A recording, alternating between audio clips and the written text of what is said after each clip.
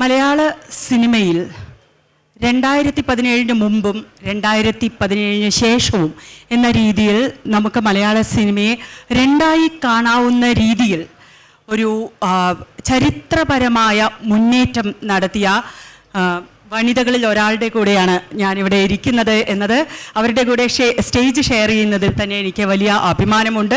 It's A privilege. Didi Damodaran സ്വാഗതം. Sandra Thomas അല്പസമയത്തിനകം തന്നെ വരുമായിരിക്കും. അവർ കോഴിക്കോട്ടേക്ക് വന്നുകൊണ്ടിരിക്കുകയാണ്. 5 മിനിറ്റിനകം തന്നെ അവരെ പ്രതീക്ഷിക്കാമെന്ന് കരുതുന്നു. സ്വാഭാവികമായും സാന്ദ്ര തോമസിനോട് അവർ ഇപ്പോൾ മലയാള സിനിമയിൽ നടത്തിക്കൊണ്ടിരിക്കുന്ന പോരാട്ടങ്ങളെക്കുറിച്ച് എന്നെപ്പോലെ തന്നെ നിങ്ങൾക്കും ചോദ്യങ്ങൾ ചോദിക്കാനുണ്ടാവും. നമ്മുടെ ഈ സെഷനിൽ ആദ്യ ഭാഗത്ത് ഞാനിവരോട് എനിക്ക് ചോദിക്കാനുള്ളത് ചോദിച്ചു കഴിഞ്ഞിട്ട് ഓഡിയൻസിന് വിട്ടുതരാം. നിങ്ങൾക്ക് അവരോട് മലയാള സിനിമയെക്കുറിച്ച്, അതിൽ നടക്കുന്ന മുന്നേറ്റങ്ങളെക്കുറിച്ച്, ഈ മുന്നേറ്റം മലയാള സിനിമയിൽ മാത്രമല്ല അന്യഭാഷാ സിനിമകളിലും വരുത്തുന്ന മാറ്റങ്ങളെക്കുറിച്ച് നിങ്ങൾക്കും എന്നെപ്പോലെ തന്നെ ആകാംക്ഷയുണ്ടാവും അവരോട് ചോദിക്കാം. അതിന് ദീദി ചേച്ചി, വലിയ അഭിമാനത്തോടു കൂടിയാണ് ഞാൻ നിങ്ങളോട് ഇരിക്കുന്നത് എന്ന് പറഞ്ഞത് വെറും വാക്കല്ല. കാരണം മാധ്യമ മേഖലയിലാണെങ്കിലും സിനിമാ മേഖലയിലാണെങ്കിലും നമ്മൾ ദിവസേന പോരാട്ടം നടത്തിയാണ് ഒരു ആൺകോയ്മയോട് പൊരുതി നിന്ന് മുന്നോട്ട് നിൽക്കുന്നത്. അതായത് ചിലർക്ക് 100 മീറ്റർ ഓടിയെത്താവുന്ന സമയത്ത് നമ്മൾ 50 മീറ്റർ മാത്രമേ ഓടിയിട്ടുണ്ടാകൂ എന്ന രീതിയിലെ പോരാട്ടങ്ങളാണ് ഈ മേഖലകളിലുള്ള വനിതകൾ എപ്പോഴും അനുഭവിക്കുന്നത്. ഈ പോരാട്ടങ്ങൾക്ക് പുറമെയാണ് സാന്ദ്ര തോമസ് നമ്മളോടൊപ്പം എത്തിയിട്ടുണ്ട്. സ്വാഗതം സാന്ദ്രയ്ക്ക്.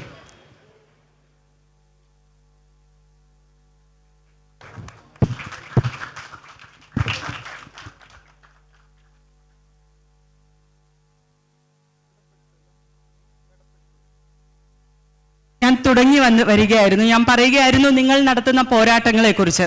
അപ്പോൾ ആദ്യം സാന്ദ്രയോട് തന്നെ ചോദിക്കാം. മുമ്പ് സമാനതകളില്ലാത്ത രീതിയിലുള്ള ചില വിപ്ലവങ്ങളാണ് ഇപ്പോൾ നടന്നുകൊണ്ടിരിക്കുന്നത്. വാർത്തകളിൽ ഇന്നും ഇന്നലെയും ഒക്കെ നിങ്ങൾ സജീവമായിരുന്നു.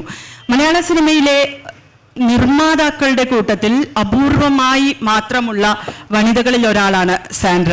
ആ നിലയ്ക്ക് അവർ ഒരു ഗ്ലാസ് സീലിംഗ്, ഒരു സ്ഫടിക മേൽക്കൂര തകർക്കാൻ മുന്നേ തന്നെ നടന്ന ഒരു വനിത കൂടിയാണ്. അങ്ങനെയുള്ള വനിതയ്ക്കാണ് ആ സ്ഫടിക മേൽക്കൂര അവിടെ ഉണ്ട് എന്ന് തന്നെ ഉറപ്പിച്ച് പറയുന്ന ചില പുരുഷന്മാരുടെ ഭാഗത്ത് നിന്ന് ഇപ്പോൾ പ്രശ്നങ്ങൾ നേരിടേണ്ടി വരുന്നത്. എന്താണ് ഇതേക്കുറിച്ച് പറയാനുള്ളത്? എല്ലാവർക്കും നമസ്കാരം. സോറി, ഇവിടുത്തെ ഒരു ട്രാഫിക്കിലൊന്ന് സ്റ്റക്കായി പോയതാണ്. നേരത്തെ പറഞ്ഞതുപോലെ തന്നെ കഴിഞ്ഞ 2 ദിവസങ്ങളായിട്ട് ഇപ്പം ഞാൻ അതിനുവേണ്ടി ഫൈറ്റ് ചെയ്തുകൊണ്ടിരിക്കുന്ന ഒരാളാണ്. ഈ 2 ദിവസത്തെ പോരാട്ടം അല്ലെങ്കിൽ ഈ കഴിഞ്ഞ ഒരു 2-3 മാസത്തെ പോരാട്ടമാണ് എല്ലാവരും കാണുന്നതെങ്കിലും കഴിഞ്ഞ 14 വർഷങ്ങളായി മലയാള സിനിമയിൽ ഞാൻ വന്ന കാലം മുതൽ നേരിടേണ്ടി വരുന്ന കുറേ പ്രശ്നങ്ങളുണ്ട്. അത് ഇപ്പം സിനിമ എന്ന് പറയുന്നത് നമ്മുടെ സമൂഹത്തിൻ്റെ തന്നെ ഒരു പ്രതിഫലനമായതുകൊണ്ട് ഇതൊരു നമ്മുടെ സമൂഹം ഒരു പുരുഷാധിപത്യ സമൂഹമാണ്. അത് നമ്മളെല്ലാവരും അംഗീകരിക്കുന്നു. പക്ഷെ എന്നാൽ പോലും സിനിമയിൽ അതിൻ്റെ ഒരു പ്രതിഫലനം കൂടുതലെന്ന് പറഞ്ഞു കഴിഞ്ഞാൽ സ്ത്രീകളായി മുന്നോട്ട് വരുന്ന നിർമ്മാതാക്കളാണെങ്കിലും സംവിധായകരാണെങ്കിലും ടെക്നീഷ്യൻസ് ആണെങ്കിലും എല്ലാവരും ഒരുപാട് വിവേചനങ്ങൾ നേരിടേണ്ടി വരാറുണ്ട്. അതിപ്പോൾ ഒരു പുരുഷൻ ചെയ്യുന്നതിൻ്റെ ഇരട്ടി ജോലി ഒരു സ്ത്രീ ചെയ്തെങ്കിൽ മാത്രമേ എന്തെങ്കിലും രീതിയിൽ അതൊരു അംഗീകാരം കിട്ടുകയുള്ളൂ. കാര്യം നമ്മുടെ പുരുഷ സഹപ്രവർത്തകർ ചെയ്യുന്നതിൻ്റെ അതേ ജോലി നമ്മൾ ചെയ്താലും നമ്മളെ ക്രിട്ടിസൈസ് ചെയ്യുന്ന, അല്ലെങ്കിൽ നമ്മളെ എപ്പോഴും ഇവർക്കത് പറ്റുമോ, ഇവരെ കൊണ്ടത് സാധിക്കുമോ എന്ന് നോക്കി ക്രിട്ടിസൈസ് ചെയ്യുന്ന ഒരു സമൂഹത്തിലാണ് നിൽക്കുന്നത്. അപ്പോൾ അതിനെ എന്നും ഫൈറ്റ് ചെയ്ത് മുന്നോട്ട് വരിക എന്നുള്ളത് തന്നെ നടക്കുകയുള്ളൂ. അത് തന്നെ ഇപ്പോഴും ചെയ്തുകൊണ്ടിരിക്കുന്നു. എന്ന് വെച്ച് പുരുഷന്മാർക്ക് എതിരോ അല്ലെങ്കിൽ അതിന് എഗെയിൻസ്റ്റോ ഒന്നും അല്ല ആരും. നമ്മൾക്ക് വേണ്ട ഒരു സ്പേസ്, നമുക്ക് ജോലി ചെയ്യാനുള്ളൊരു ഇടം കിട്ടുക എന്നുള്ളത് മാത്രമേ ഉള്ളൂ. അത് അവിടെയാണ് ദീദി, പുരുഷന്മാർക്ക് എതിരാവുക എന്നുള്ളതല്ലല്ലോ ഈ കളക്റ്റീവുകളുടെയൊക്കെ അടിസ്ഥാനപരമായ ലക്ഷ്യം തന്നെ. ഇപ്പോൾ വിമൻ ഇൻ സിനിമ കളക്റ്റീവ് എന്ന ഇന്ത്യയിലെ തന്നെ ഏറ്റവും വിപ്ലവകരമായ ഒരു മൂവ്മെന്റിന്റെ സ്ഥാപകരിൽ ഒരാളാണ് നമ്മുടെ കൂടെ ഇവിടെ ഇരിക്കുന്നത്. ആ ഒരു കളക്റ്റീവിന്റെ ലക്ഷ്യം പോലും പുരുഷ സഹപ്രവർത്തകർക്ക് എതിരാവുക എന്നുള്ളതല്ല.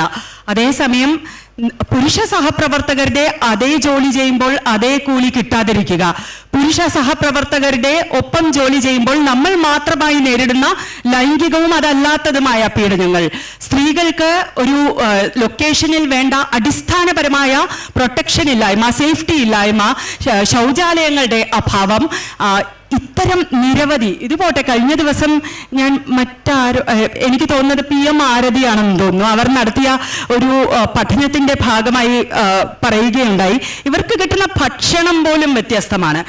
ലൊക്കേഷൻ സെറ്റുകളിൽ പുരുഷന്മാർ എന്ന് ഞാൻ പറയുന്നില്ല, ആ നിലയ്ക്ക് സ്വാഭാവികമായും കൂടുതൽ ശമ്പളം വാങ്ങുന്നവർ പുരുഷന്മാരായിരിക്കും. അവർക്ക് കിട്ടുന്ന ഭക്ഷണത്തിൽ പോലും വ്യത്യാസമുണ്ട്. ഒരേ ഭക്ഷണം വേണമെന്ന നിയമം ആരെങ്കിലും അവരുടെ സെറ്റുകളിൽ കൊണ്ടുവരികയാണെങ്കിൽ അവിടെ ഒരു കടലമിട്ടായെങ്കിലും കൂടുതൽ മറ്റേയാൾക്ക് കൊടുത്തിരിക്കും എന്നുള്ള ഈ ഒരു അവസ്ഥകളെയാണ് നിങ്ങൾ ചെറുതു മുതൽ വലുത് വരെയുള്ള രീതികളിൽ പോരാടിക്കൊണ്ടിരിക്കുന്നത്. ഈ പോരാട്ടം ഇപ്പോൾ എവിടെ എത്തി നിൽക്കുന്നു ദീദി? ലിംഗസമത്വം എന്ന് പറഞ്ഞാൽ അതൊരു സാധ്യമാവോ എന്ന് പോലും നമുക്ക് അറിഞ്ഞൂടാ. പക്ഷെ ഫൈറ്റ് തുടർന്നുകൊണ്ടിരിക്കുക എന്നുള്ളത് മാത്രമേ ഉള്ളൂ. നമ്മൾ ഇടപെടുന്ന ഭാഷ, നമ്മളെ ചുറ്റുമുള്ള നമ്മൾ അറിഞ്ഞ പഠിച്ച ചരിത്രം, നമ്മൾ എങ്ങനെയാണ് കാര്യങ്ങളെ പറ്റി നമ്മൾ ആലോചിക്കേണ്ടത് തുടങ്ങിയിട്ടുള്ള എല്ലാ വ്യവസ്ഥയും പുരുഷൻ കേന്ദ്രീകൃതമായിട്ടുള്ള ഒരു കാര്യമാണ്. സിനിമ എന്ന് പറയുമ്പോഴോ സാഹിത്യം എന്ന് പറയുമ്പോഴോ ഒക്കെ അർത്ഥമാക്കുന്നത് ആണിന്റെ സാഹിത്യം, ആണിന്റെ സിനിമ എന്നാണ്. കാരണം ഒരു സ്ത്രീ എന്തെങ്കിലും ഒരു നോവൽ എഴുതിയാൽ നമ്മൾ അതിനെ പെണ്ണെഴുത്ത് എന്നാണ് വിളിക്കുന്നത്. അതിന്റെ അർത്ഥം സാഹിത്യം ഈക്വൽ ടു പെണ്ണുങ്ങൾ എഴുതാത്ത ഒരിടം എന്നും, സ്ത്രീ എഴുതി തുടങ്ങുമ്പം അല്ലെങ്കിൽ ദളിതർ എഴുതി തുടങ്ങുമ്പം അത് ദളിത് ലിറ്ററേച്ചർ ആവുന്നു, അല്ലെങ്കിൽ അത് ഫെമിനിസ്റ്റ് ലിറ്ററേച്ചർ ആവുന്നു എന്ന് പറയുന്നത് പോലെയാണ് സ്ത്രീകൾ എന്തെങ്കിലും പറഞ്ഞു തുടങ്ങുമ്പം അത് പൊതു ഇടത്തിൽ നിന്നും പുറത്ത് എന്ന് പറയുന്നത്. അതുകൊണ്ട് വളരെ സിമ്പിൾ ആയിട്ടുള്ള equation, main stream is male stream എന്ന് തന്നെയാണ്. It's the male stream. So അതിനകത്ത് നിന്നുകൊണ്ട് സിനിമ എടുക്കുക ആവട്ടെ, ശ്വസിക്കുക ആവട്ടെ, നമ്മൾ എന്ത് തരം എക്സ്പ്രഷൻ പുറത്തേക്ക് കൊണ്ടുവരിക ആവട്ടെ ഒക്കെ ചെയ്യുമ്പം നമ്മൾ പോലും അറിയാതെ നമ്മൾ ഈൽഡ് ചെയ്യുന്ന, നമ്മൾക്കെതിരെ തന്നെ പണിയെടുക്കുന്ന ഒരു രീതി നമ്മളുടെ സിസ്റ്റം നമ്മളുടെ മുമ്പിൽ കൊണ്ടുവച്ചിട്ടുണ്ട്. നമ്മൾ അറിയേണ്ടത്, കാര്യങ്ങൾ തീരുമാനിക്കാൻ പറ്റുന്ന ഇടത്ത് ഇരിക്കുന്ന സാൻഡ്ര പോലെ ഒരാൾക്ക് എങ്ങനെയാണ് തീരുമാനങ്ങൾ എടുക്കാൻ പറ്റാത്തത്, എങ്ങനെയാണ് കൂച്ചുവലങ്ങിട്ടിട്ടുള്ളത് എന്നറിഞ്ഞാൽ, എങ്ങനെയാണ് ഇവിടെയുള്ള മേക്കപ്പ് ആർട്ടിസ്റ്റ് തൊട്ട് സിനിമയിലെ ഏറ്റവും താഴേക്കിടയുള്ള ആൾക്കാർ തൊട്ട് അതിൽ വർക്ക് ചെയ്യുന്ന മുഴുവൻ സ്ത്രീകൾക്ക് എങ്ങനെ നീതി കിട്ടും എന്നാണ് നമ്മൾ വിചാരിക്കേണ്ടത്. ഇനി സ്ത്രീകൾക്ക് തുല്യതയുള്ള ഒരു ഇതിവൃത്തം നമുക്ക് ആലോചിക്കാൻ പറ്റില്ല, എടുക്കില്ല. ആ സിനിമ മെറ്റീരിയലൈസ് ചെയ്യാൻ പറ്റില്ല. അതിൽ ഏറ്റവും വലിയ തകരാർ എന്താണ് എന്ന് ചോദിച്ചാൽ അതിൽ സ്ത്രീ അഹങ്കാരിയായിരിക്കും. അഹങ്കാരികളായ സ്ത്രീകളെ നമ്മൾ അനുവദിക്കും. അവർ കൃത്യമായിട്ടും നെഗറ്റീവായിട്ടുള്ള റോളിലാണ് ചെയ്യേണ്ടതെന്ന് നമുക്കറിയാം. നമുക്കിതിൽ ഗുഡ് വിമൻ ഉണ്ട്, ബാഡ് വിമൻ ഉണ്ട്. ഇതൊക്കെ എത്രയോ കാലമായിട്ട് കുട്ടികളിപ്പോൾ ഫിലിം തിയറിയിലൊക്കെ ഫിലിം സ്റ്റഡീസിലൊക്കെ കൃത്യമായിട്ട് പഠിക്കുന്നതാണ്. അതുകൊണ്ട് മോശമായിട്ടുള്ള എന്തോ ഒരു കാര്യം എന്ന് പറയുന്നതാണ് സ്ത്രീ, സ്വത്വബോധമുള്ളൊരു സ്ത്രീ എന്ന് പറഞ്ഞാൽ തന്നെ നമുക്കറിയാം അതിലൊരു തെറിയ വാക്കാണ്. അതുകൊണ്ടാണ് നമ്മൾ അവരെ ഫെമിച്ചി എന്ന് വിളിക്കുന്നത്. WCCയിൽ കൂടാൻ മടിയുള്ളത് എന്തുകൊണ്ടാണ് എന്ന് ചോദിച്ചാൽ ആ കൂട്ടത്തിൽ അവർ സ്ത്രീകളെ പറ്റി മാത്രം സംസാരിക്കുന്നു എന്നാണ്. അങ്ങനെയില്ല. അത് വിഭാഗീയമായിട്ടുള്ളൊരു ചിന്തയേ അല്ല. പൊതുവായിട്ടുള്ളൊരു കാര്യത്തിലേക്ക് എത്തിപ്പെടാൻ ഇവർ കൂടെ നിലനിൽക്കുന്നു. ഇവരും ഇതുപോലെയുള്ള മനുഷ്യരാണ്. ഇവർക്കും എക്സ്പ്രഷൻസ് ഉണ്ട്, ഇവർക്കും മനസ്സുണ്ട്, ഇവർക്കും റെമ്യൂണറേഷൻ കൃത്യമായിട്ട്, നേരത്തെ അനുഭവം പറഞ്ഞ പോലെയാണ്, കൃത്യമായിട്ട് കൊടുക്കേണ്ടതുണ്ട് എന്ന് പറയേണ്ടതുണ്ട്. സിനിമ വിഷയമായതുകൊണ്ട് മാത്രം നമ്മൾ സിനിമയിൽ ഒതുങ്ങി നിന്ന് സംസാരിക്കുന്നു എന്നുള്ളതാണ്. നേരത്തെ ഞാൻ പറഞ്ഞ പോലെ ഒരു വേ ഓഫ് എക്സ്പ്രഷനും ഇല്ല. എല്ലാ നോമൻക്ലേച്ചറും കൃത്യമായിട്ട് ആണുങ്ങൾക്ക് വേണ്ടി മാത്രം. ഇപ്പൊ കഴിഞ്ഞ ദിവസം ഞാൻ ഒപ്പിട്ട് കൊടുത്ത കടലാസുകൾ മുഴുവൻ സാർ എന്ന് എഴുതിയതും ചെയർമാൻ എന്ന് എഴുതിയതിൻ്റെ ഒക്കെ മേലെയാണ്. അതിന് മേലെ ഒപ്പിട്ടിട്ട് നമുക്ക് എന്താണ് നമ്മളുടെ പ്രധാനമായി നമ്മൾ ചെയ്യേണ്ടത് എന്ന് ചോദിക്കുമ്പോൾ പൈതൃകം സംരക്ഷിക്കുക എന്ന് പറയും. അതൊരു സ്ത്രീയെ സംബന്ധിച്ച് പൈതൃകം മാത്രമാണോ സംരക്ഷിക്കേണ്ടത്? അത് നമ്മളെ സംബന്ധിച്ച് നമ്മൾ തടഞ്ഞു വീഴുന്ന ഒരു വാക്കാണ്. പൈതൃകം എന്ന് പറയുന്നത് ഇത് വളരെ കോമൺ ആയിട്ട്, ഇപ്പൊ കഴിഞ്ഞ ദിവസം ഞാൻ ജാസ്മിൻ ഷായുടെ സെഷനിൽ ചോദിച്ചിരുന്നു, ആം ആദ്മി പാർട്ടിയിൽ ഔരത്തില്ല എന്നത് അവർ ഓർത്തത് പോലുമില്ല. അവരെ സംബന്ധിച്ച് ആദ്മി എന്ന് പറഞ്ഞാൽ അത് എല്ലാവരും ഇൻക്ലൂഡഡ് ആണ് എന്നാണ്. അനുപമ ഷെയർ ചെയ്യുന്നുണ്ടായിരുന്നു, ഹേമ കമ്മിറ്റി റിപ്പോർട്ട് സിനിമയിൽ മാത്രം വന്നതുകൊണ്ട് അത്ര കാര്യങ്ങളെങ്കിലും കൃത്യമായിട്ട് ബ്ലാക്ക് ആൻഡ് വൈറ്റിൽ വന്നു. ഞങ്ങളൊക്കെ വർക്ക് ചെയ്യുന്ന സ്ഥലത്തേക്ക് ഇത്തരം റിപ്പോർട്ടുകൾ എഴുതപ്പെടേണ്ട സമയം അതിക്രമിച്ചിരിക്കുന്നു. പുറത്തു വരാനുള്ളത് അതിലും ഭീകരമായിട്ടുള്ള കാര്യങ്ങളായിരിക്കും എന്ന്. തീർച്ചയായും. ഇപ്പോൾ എനിക്ക് സാൻഡ്രയോട് ചോദിക്കാനുള്ളത്, നിങ്ങൾ ഇപ്പോൾ ഈ നടത്തുന്ന, നേരത്തെ ദീദി പറഞ്ഞതുപോലെ ഒരു സാൻഡ്ര തോമസിന് ഇത്തരം കാര്യങ്ങൾ നേരിടുമ്പോൾ സാൻഡ്രയ്ക്ക് അത് തുറന്നു പറയാൻ പറ്റുന്നുണ്ട്. ഇത്രയും തുറന്നു പറയാൻ പറ്റുന്ന നിങ്ങളെപ്പോലെ അഭിനേതാവും നിർമ്മാതാവും ഒക്കെ ആയി ഈ സിനിമാ രംഗത്ത് എത്രയോ കാലമായി നിൽക്കുന്ന ഒരു വ്യക്തിക്ക് തന്നെ ഇങ്ങനെ സംഭവിക്കുന്നുണ്ടെങ്കിൽ വളരെ ജൂനിയറായ ഇന്നോ നാളെയോ മാത്രം ഈ രംഗത്തേക്ക് കടന്നു വരാവുന്നവർക്ക് എത്രത്തോളം സേഫ്റ്റി ഉണ്ടാകും എന്നുള്ളതാണ്. ഇതിൻ്റെ ഒരു നാൾ വഴി എന്ന് പറയാമോ? നിങ്ങൾ പറഞ്ഞല്ലോ ഇത് 2 ദിവസത്തിൻ്റെ ഒരു പോരാട്ടമല്ല നിങ്ങൾ നടത്തിക്കൊണ്ടിരിക്കുന്നത്. ഹേമ കമ്മിറ്റി റിപ്പോർട്ടിന് മുമ്പാകെ കൊടുത്ത മൊഴിയുടെ പേരിലാണ് ഇപ്പോൾ പലപ്പോഴും തൊഴിലിടങ്ങളിൽ നിങ്ങളെപ്പോലെയുള്ളവർ വൈരാഗ്യ ബുദ്ധിയോടെ സമീപിക്കുന്ന പുരുഷന്മാരെ നേരിടേണ്ടി വരുന്നത്. എന്താണ് നിങ്ങളുടെ പോരാട്ടത്തിൻ്റെ നാൾ വഴി? ഞാൻ നേരത്തെ പറഞ്ഞ ഭക്ഷണത്തിൻ്റെ വിവേചനത്തിൽ നിന്ന് തുടങ്ങാം. ഞാൻ ഒരു നിർമ്മാതാവാണ്. അതിനർത്ഥം ഞാൻ ഒരു പവർ പൊസിഷനിലിരിക്കുന്ന ആളാണ്. ഞാനാണ് ആ സെറ്റിൽ കാര്യങ്ങൾ തീരുമാനിക്കുന്നത്. ഞാൻ പൈസ കൊടുത്തിട്ടാണ് ആ സെറ്റിൽ ഭക്ഷണം വാങ്ങുന്നത്. അതാണ് എല്ലാവരും കഴിക്കുന്നത്. ഇപ്പം കഴിഞ്ഞ എൻ്റെ സിനിമയുടെ സെറ്റിൽ അതിൻ്റെ ക്യാമറമാൻ വന്നിട്ട് എൻ്റെ അടുത്ത് പറഞ്ഞു, ഇന്നലത്തെ ബീഫ് അടിപൊളിയായിരുന്നു എന്ന് പറഞ്ഞു. അപ്പം ഞാൻ പറഞ്ഞു, എനിക്ക് ബീഫ് കിട്ടിയില്ലല്ലോ എന്ന് പറഞ്ഞു. അപ്പോൾ പറഞ്ഞു, കിട്ടിയില്ലേ എന്ന് ചോദിച്ചു. അപ്പം ഡയറക്ടറോട് ചോദിച്ചപ്പോൾ ഡയറക്ടർക്കും കിട്ടിയിട്ടുണ്ട്. അപ്പോൾ ഞാൻ എന്താ എനിക്ക് കിട്ടാഞ്ഞ് എന്ന് ചോദിച്ചാൽ, ഞാൻ ബാക്കിയുള്ളവരോട് ചോദിക്കുമ്പോൾ, അതായത് മെയിൻ ടെക്നീഷ്യൻസ് ആയ ആണുങ്ങളായിട്ടുള്ള ആളുകൾക്ക് എല്ലാവർക്കും ഈ സ്പെഷ്യൽ ബീഫ് കിട്ടിയിട്ടുണ്ട്. ഒരു പ്രൊഡ്യൂസറായ എനിക്കത് കിട്ടിയിട്ടില്ല.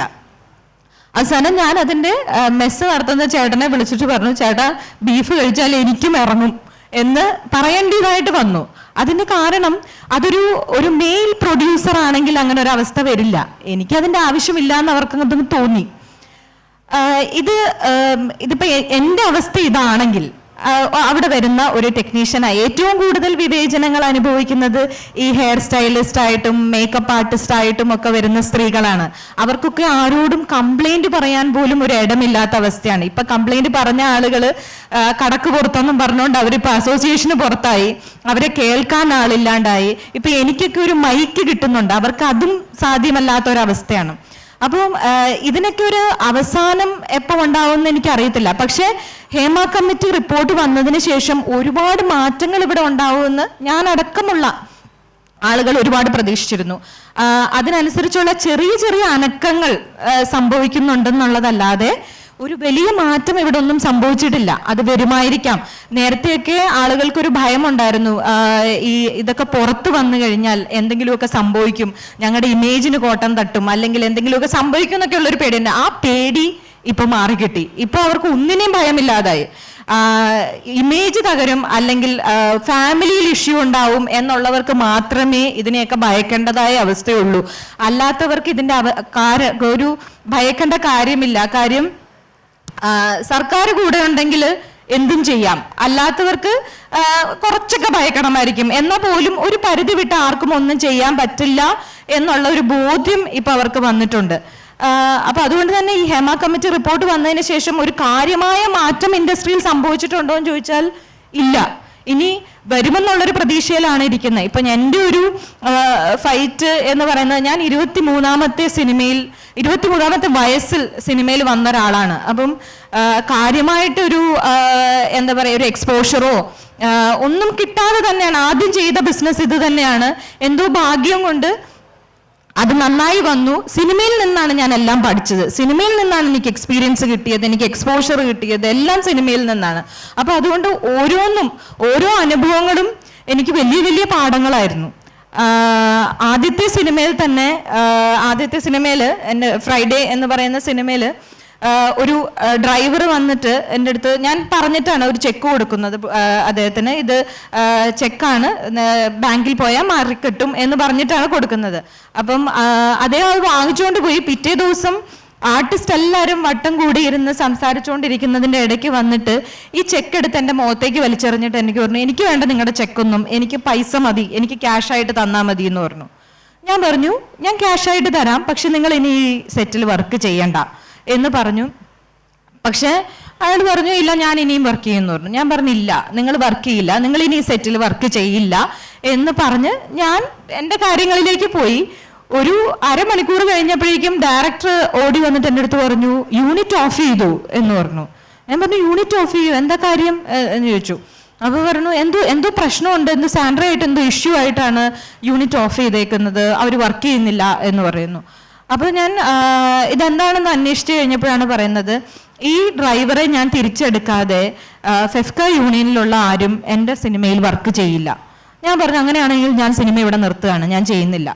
എൻ്റെ ഇറങ്ങിയ പൈസ ഇതുവരെ, അത് എൻ്റെ പ്രായത്തിൻ്റെയും കൂടെ ആയിരിക്കാം, ആ വാശിക്ക് ഞാനും പറഞ്ഞു, ഞാൻ ഇനി സിനിമ ചെയ്യുന്നില്ല, പോയ പൈസ പൊക്കോട്ടെ, ഞാൻ ചെയ്യുന്നില്ല എന്ന് പറഞ്ഞു. അപ്പോഴാണ് ആദ്യമായിട്ട് ശ്രീ ബി ഉണ്ണികൃഷ്ണൻ്റെ കോൾ എനിക്ക് വരുന്നത്. എന്നെ വിളിച്ചിട്ട് അദ്ദേഹം പറഞ്ഞു, സാൻഡ്ര ഇനി മലയാള സിനിമ ചെയ്യില്ല ഇങ്ങനെയാണെങ്കിൽ. അപ്പം ഞാൻ പറഞ്ഞു, അങ്ങനെയാണെങ്കിൽ ഞാൻ ചെയ്യുന്നില്ല എന്ന് പറഞ്ഞു. അദ്ദേഹം പറഞ്ഞു, ഈ വ്യക്തിയെ, ഈ ഡ്രൈവറെ തിരിച്ചെടുക്കാതെ നിങ്ങൾക്ക് ഈ സിനിമ ഇവിടെ കണ്ടിന്യൂ ചെയ്യാൻ പറ്റില്ല എന്ന് പറഞ്ഞു. ഞാൻ പറഞ്ഞു, സാരമില്ല, അദ്ദേഹത്തിനുള്ള പൈസ ഞാൻ കൊടുത്തോളാം, പക്ഷേ ഇനി അദ്ദേഹം അവിടെ വർക്ക് ചെയ്യണ്ട എന്ന് തന്നെ പറഞ്ഞു. അങ്ങനെയാണെങ്കിൽ ഫെഫ്ക യൂണിയനിൽ ആരും വർക്ക് ചെയ്യില്ല എന്ന് പറഞ്ഞ് അദ്ദേഹം ദേഷ്യപ്പെട്ട് ഫോൺ വെച്ചു. കുറച്ച് കഴിഞ്ഞ് കഴിഞ്ഞപ്പോൾ, ഒരു 10 മിനിറ്റ് കഴിഞ്ഞ് കഴിഞ്ഞപ്പോൾ അദ്ദേഹം വീണ്ടും തിരിച്ചു വിളിച്ചിട്ട് എൻ്റെ അടുത്ത് പറഞ്ഞു, തീരുമാനത്തിന് എന്തെങ്കിലും മാറ്റമുണ്ടോ എന്ന് ചോദിച്ചു. ഞാൻ പറഞ്ഞു, ഒരു മാറ്റവും ഇല്ല, ഞാൻ സിനിമ നിർത്തുകയാണ്, ഞാൻ പ്രസ് മീറ്റ് വിളിക്കുകയാണെന്ന് പറഞ്ഞു. അപ്പം എൻ്റെ അടുത്ത് പറഞ്ഞു, അത് ചെയ്യണ്ട, അത് അദ്ദേഹത്തിന് ഫാമിലി ഉള്ളതാണ്, ഒരു സെറ്റിൽ നിന്ന് പറഞ്ഞു വിട്ടാൽ ഇഷ്യൂ ആവും എന്ന് പറഞ്ഞപ്പോൾ ശരി, ഞാൻ പറഞ്ഞു, ഞാൻ പറഞ്ഞു ഇന്നൊരു ദിവസം അദ്ദേഹം വർക്ക് ചെയ്തോട്ടെ, ഇനി നാളെ മുതൽ ഇവിടെ വർക്ക് ചെയ്യണ്ട എന്ന് പറഞ്ഞു വിട്ടു. ഇതാണ് ശ്രീ ബി ഉണ്ണികൃഷ്ണനുമായിട്ട് എൻ്റെ ആദ്യത്തെ എൻകൗണ്ടർ. അത് കഴിഞ്ഞതിന് ശേഷം അദ്ദേഹം എന്നെ ഒരു ശത്രുപക്ഷത്ത് കാണുകയും പിന്നീട് ഏതൊക്കെ അവസരങ്ങൾ കിട്ടിയിട്ടുണ്ടോ അവിടെ എല്ലാം ഉപദ്രവിക്കാൻ ശ്രമിക്കുകയും ചെയ്തിട്ടുണ്ട്. പക്ഷെ അതിനെ ഇപ്പം ശ്രീ ബി ഉണ്ണികൃഷ്ണൻ എന്ന് പറയുന്ന വ്യക്തിയെ നിങ്ങൾക്ക് എല്ലാവർക്കും അറിയാം, ഫെഫ്ക യൂണിയന്റെ ജനറൽ സെക്രട്ടറിയാണ്. അദ്ദേഹം ഒരു പവർഫുൾ പൊസിഷനിൽ ഇരിക്കുന്ന ആളാണ്.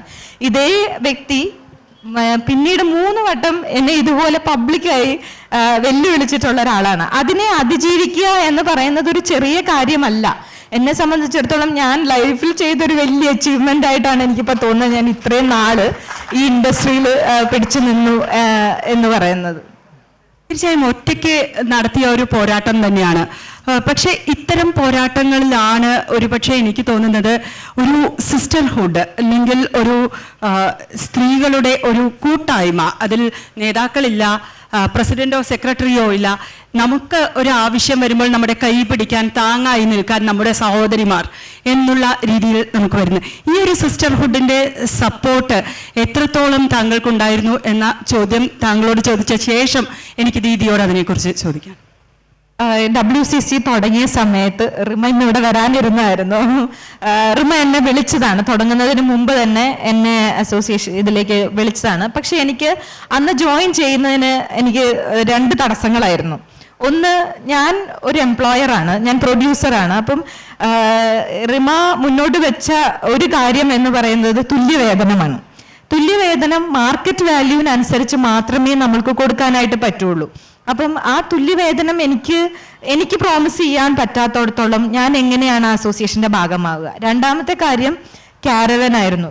കാരവൻ എൻ്റെ സിനിമയിൽ അഭിനയിച്ചിട്ടുള്ള മറ്റ് ഫീമെയിൽ ആർട്ടിസ്റ്റുകൾ തന്നെ അതിലഭിനയിച്ച മറ്റ് ക്യാരക്ടർ ആർട്ടിസ്റ്റുകളെ അതേ കാരവൻ ഉപയോഗിക്കാൻ സമ്മതിക്കാതെ ഇരിക്കുന്നത് ഞാൻ കണ്ടിട്ടുണ്ട്.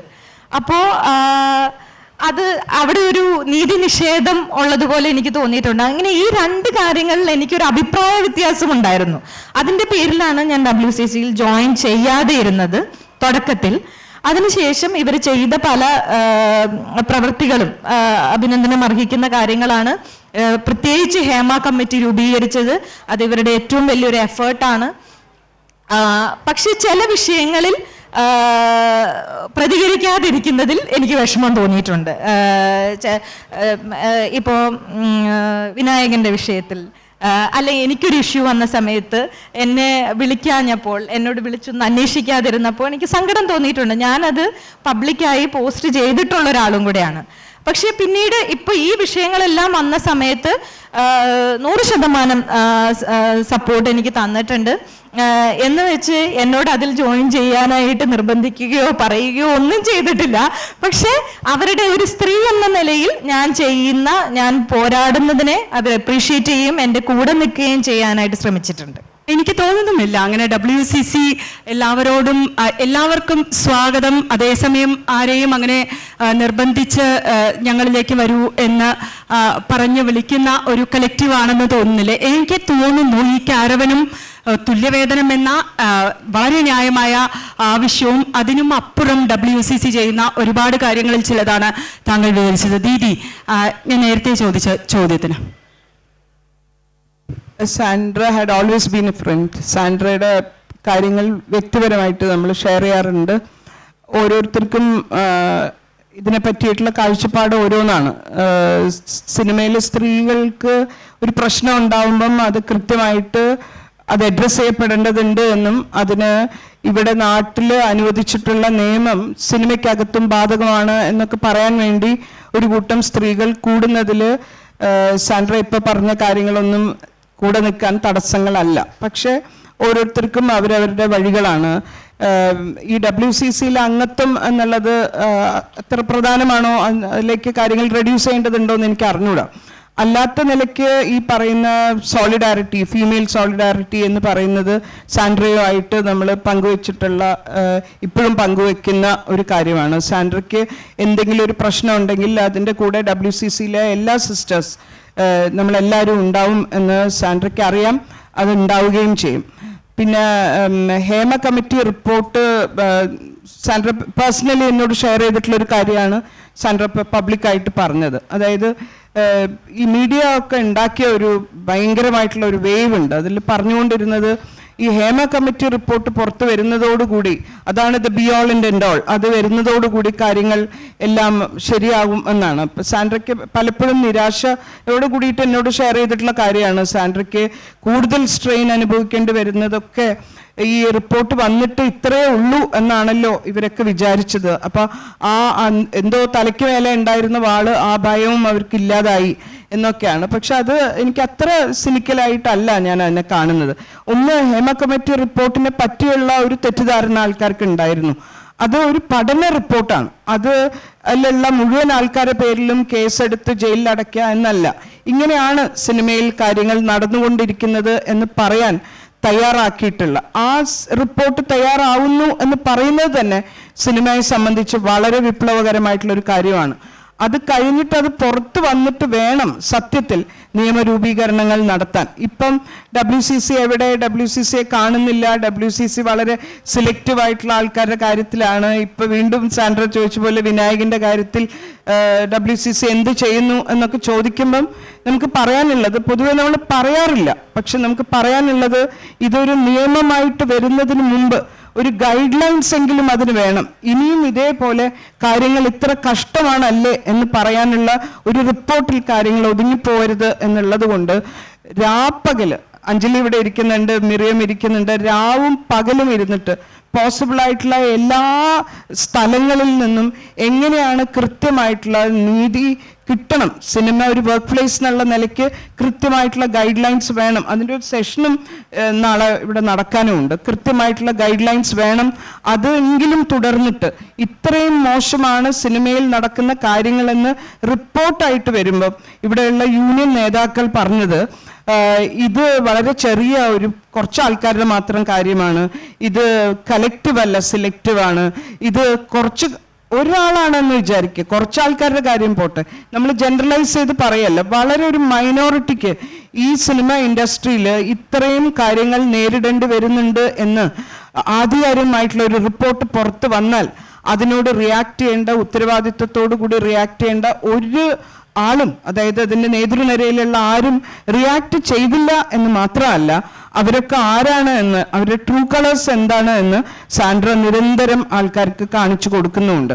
സാൻഡ്രയുടെ സമരങ്ങളെ വിത്ത് ഓൾ ഡ്യൂ റെസ്പെക്ട് കണ്ടുകൊണ്ട് തന്നെ പറയാണ്, അങ്ങനെ സമരം ചെയ്യാൻ WCCയിൽ അംഗത്വം എടുക്കണമെന്നൊന്നും ഇല്ല.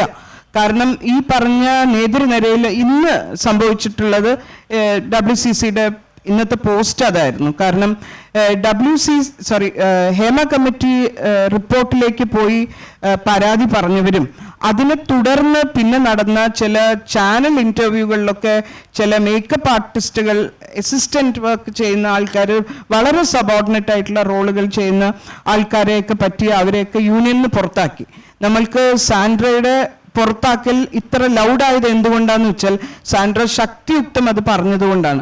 മറ്റു പെൺകുട്ടികളും ശക്തിക്ക് കുറവുണ്ടായിരുന്നില്ല, അവരും അത് പറഞ്ഞുകൊണ്ടേ ഇരിക്കുന്നുണ്ട്. പക്ഷെ അവരുടെ യൂണിയനിൽ നിന്നും പുറത്താക്കുകയാണ് ചെയ്തത്. കാരണം അവർക്കെതിരെ ആരോപിച്ച പരാതി എന്തായിരുന്നു എന്ന് വെച്ചാൽ ഇവർക്ക് എന്തോ അപകീർത്തികരമായിട്ട്, എന്ന് വെച്ചാൽ ഫെഫ്കയ്ക്ക് അതിന് വലിയ മാന്യമായിട്ടുള്ളൊരു അവസ്ഥയിൽ നിന്നും അതിനെ എന്തോ അപമാനം ഉണ്ടാക്കി എന്ന് പറഞ്ഞ് പുറത്താക്കിയ ഫെഫ്കയുടെ നേതാവായിട്ടുള്ളത് 4 വയസ്സായ കുട്ടിയെ റേപ്പ് ചെയ്തതിൻ്റെ പേരിൽ അറസ്റ്റ് ചെയ്യപ്പെടുകയും പത്രവാർത്തയാവുകയും ചെയ്തിട്ടുള്ള ഒരാളുടെ പേരിൽ ഒരു നടപടിയും ഉണ്ടായില്ല എന്ന് പറഞ്ഞാൽ നമുക്കറിയാം സിനിമയിൽ ലിംഗനീതി എന്ന് പറയുന്നത് എത്ര ദൂരെയാണ് എന്ന്.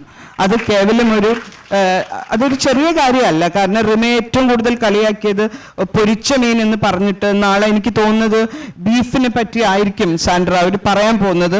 പക്ഷെ അങ്ങനെയൊക്കെ പറയുന്നതിൽ കൃത്യമായിട്ടുള്ള രാഷ്ട്രീയമുണ്ട്. അതാണ് gender politics. It is not just about the food that you eat. അത് ഡിസ്ക്രിമിനേഷനെ കുറിച്ചാണ് പറയുന്നത് എന്ന് അറിയാഞ്ഞിട്ടല്ല ട്രോൾ ചെയ്യുന്നത്, അറിഞ്ഞുകൊണ്ട് തന്നെയാണ് ട്രോൾ ചെയ്യുന്നത്. നാളെ വരാനുള്ള ട്രോളിന് വേണ്ടി ഡിഫെൻസീവായിട്ട് ഇത്രയും പറയാം. തീർച്ചയായും സാൻഡ്ര നേരത്തെ ആ ബീഫിന്റെ കാര്യം പറഞ്ഞപ്പോൾ ഞാൻ ഓർത്തത് റിമയെയാണ്. ഇപ്പോൾ ആ പേര് പറയണമോ എന്ന് ഉറപ്പില്ലാതിരുന്നുകൊണ്ട് ഞാനത് പറഞ്ഞില്ല എന്നേ ഉള്ളൂ. റിമ ആ പറഞ്ഞതിലെ ജെൻഡറും ആ രാഷ്ട്രീയവും മനസ്സിലാക്കാതെ പൊരിച്ച മീനിന്റെ പേരിൽ റിമയെ ട്രോളുന്ന, ഇപ്പോഴും ട്രോളിക്കൊണ്ടിരിക്കുന്ന സൊസൈറ്റിയിലാണ് സാൻഡ്ര പറയുന്നത് സെറ്റിലെ പുരുഷന്മാർക്കും പ്രധാനപ്പെട്ടവർ എന്ന് അവർ തീരുമാനിച്ച ആളുകൾക്കും മാത്രം ബീഫ് കൊടുത്തു, സാൻഡ്രയ്ക്ക് തന്നില്ല എന്ന്.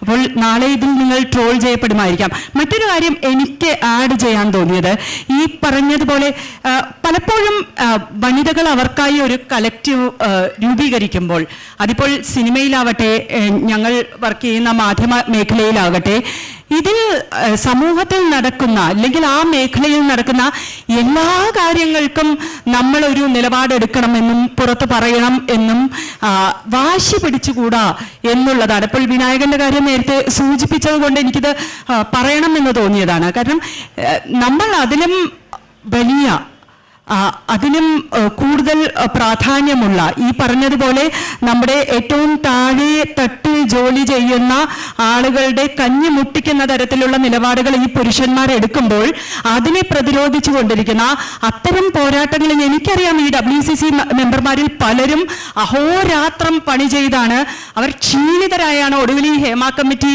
റിപ്പോർട്ട് ഇത്ര കാലം കഴിഞ്ഞ് പുറത്തുവിട്ടത്.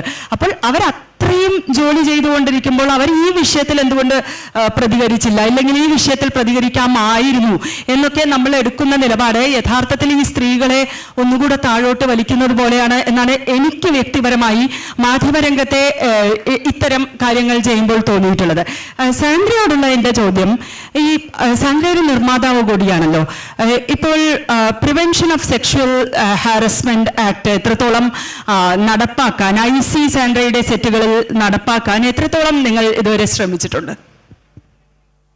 ശരിക്കും ഈ IC കമ്മിറ്റി സിനിമയിൽ വന്നിട്ട് ഇപ്പം അധികം കാലമായിട്ടില്ല. സത്യം പറഞ്ഞാൽ ഇതിനെക്കുറിച്ച് ആരും അവെയർ അല്ല എന്നുള്ളതാണ്. ഇപ്പം പല സെറ്റുകളിലും IC കമ്മിറ്റിയിലെ മെമ്പേഴ്സിന്റെ പേരൊക്കെ യൂണിറ്റ് വണ്ടിയുടെ ബാക്കിലാണ് എഴുതി വെക്കുന്നത്. അപ്പൊ അതുകൊണ്ട് തന്നെ ആർക്കും അറിയില്ല ആരെയാണ് വിളിക്കേണ്ടത്, എന്താണ് പറയേണ്ടത്, ഒന്നും അറിയില്ല. ഈ സിനിമാ സെറ്റുകളിലെ IC കമ്മിറ്റി ശരിക്കും പറഞ്ഞാൽ പ്രായോഗികമല്ല. അതിന് കാരണം, ഇപ്പൊ എനിക്കറിയാവുന്ന ഒരു സെറ്റിൽ തന്നെ അത് ഒരു അസോസിയേറ്റ് ഡയറക്ടറാണ് ഈ IC കമ്മിറ്റിയിലുള്ളത്. അപ്പം ഒരു പ്രധാന നടിയല്ല, ഒരു ക്യാരക്ടർ ആർട്ടിസ്റ്റിന് ഒരു ബുദ്ധിമുട്ടുണ്ടായത് ആ സിനിമയുടെ നിർമ്മാതാവിൽ നിന്ന് തന്നെയാണ്.